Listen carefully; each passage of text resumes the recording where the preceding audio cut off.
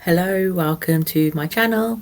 My name is Katie and this is where we talk about politics, true crime and current affairs.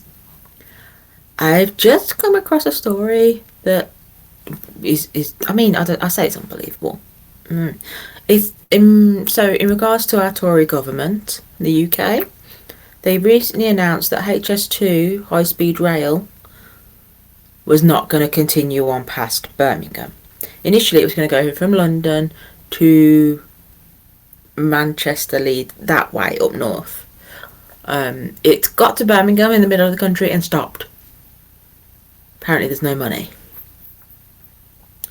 But houses along the planned route, people sold their houses because they thought they were going to be demolished, right? Well, and they were evicted. So this is in the newspaper. I'll put a link in the description. HS2 evictees can buy their homes back, but at a higher price than what they sold them. Those who sold their homes along the cancelled northern leg of HS2 may have to pay significantly more to buy them back. Families who sold their homes along the HS2 northern leg could have to pay hundreds of thousands more if they want their properties back, according to the newspaper. The government is working on plans to sell off almost £600 million of properties that were bought along the now axed northern section of the line, and under law must offer the original owners the right to buy their homes back before putting them on the open market.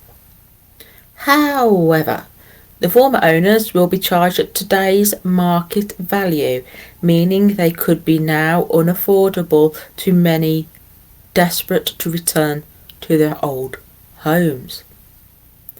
A partner at a estate agents said that many HS2 sellers were desperate not to leave, and many who want to return may well find they can no longer afford to buy back their cherished homes. Whilst property prices have fallen over the past year, the vast majority of homes that were acquired by the government have risen significantly in value. Homes were sold to the Department for Transport along the HS2 route since 2015, either via compulsory purchase orders or statutory blight process, which means property owners along HS2 could sell their homes to the government if they were on land impacted by the railway. So they could sell their home not only if their home was actually on the railway, but if it was impacted by. So if a family sold their home to HS2 when statutory blight sales began in 2015, at the then average price in England of around £203,000, they would have to pay £306,000 to buy it today. So, as a guess, they've gone up by about £100,000.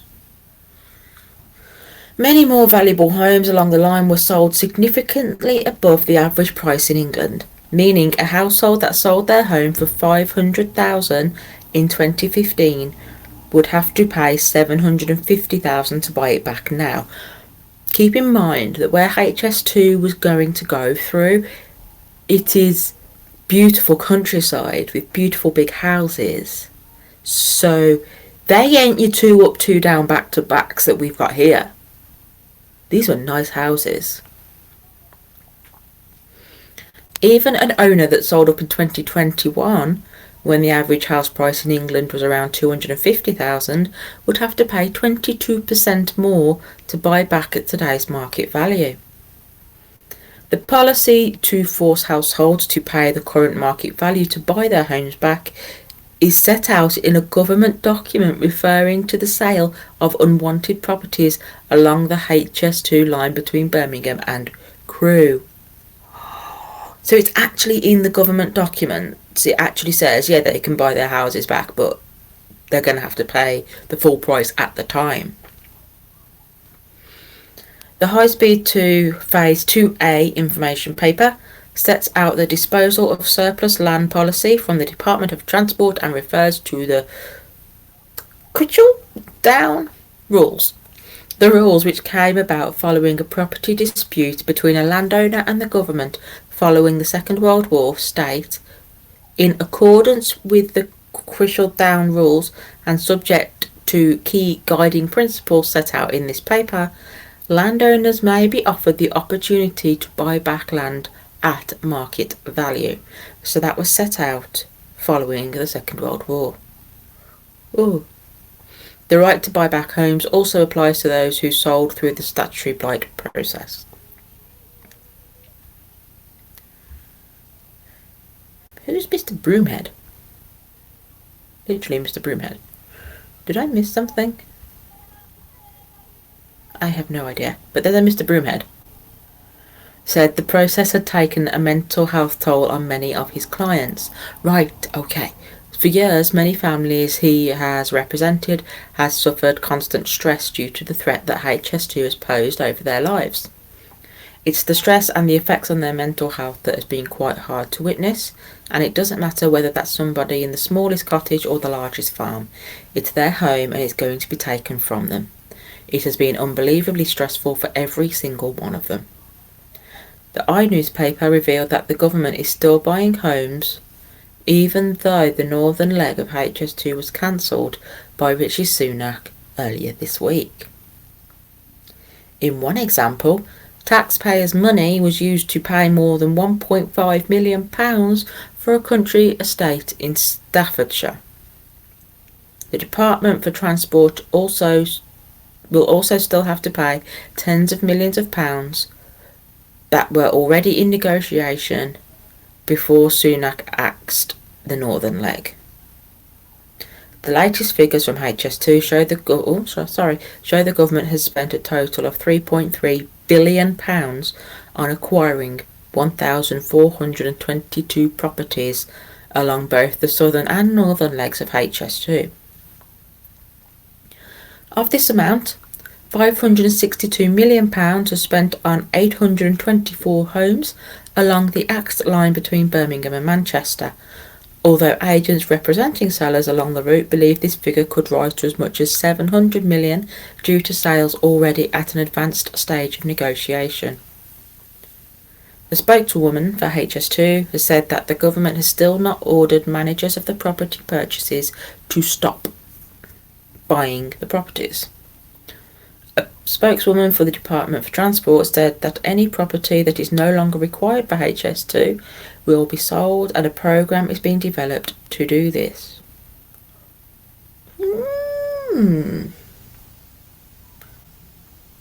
So, yeah. They kicked a load of people out of their homes. They've now decided they don't need those homes, they don't need that land. So you can buy your house back for more money. This government, I swear, they're a Tory government. They're not even trying to hide their corruption anymore. They are not even trying to hide their fascist intentions and their lack of care for the average person. It's infuriating. But that is one of the latest news headlines that I was looking at. If you enjoy my content, please like, comment, subscribe and share. All that good stuff. And remember to follow me on the social medias. And let me know, what do you think about this HS2? It's unreal. Surely they should offer the people their homes back for the price that they paid. Straight swap. The government aren't going to lose out. I mean, they're losing out anyway because of HS2. But anywho, and what do you think about HS2 being stopped in the middle of the country? The whole point was that it was meant to go up north.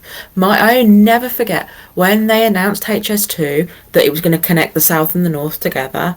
My dad said, if this was for the benefit of the north, why did they not start it in the north? He said, as soon as they announced that they were going to start it in the south, he said they won't finish it. because it'll just benefit the South, and that will be done with. That's what my dad said when they started HS2. And all these years later, he is right. He's always right. Dads are always right. But in this instance, he actually is. So yeah, let me know your thoughts. I will be continuing my coverage of the politics of the UK. And remember to subscribe. Thank you. Bye bye.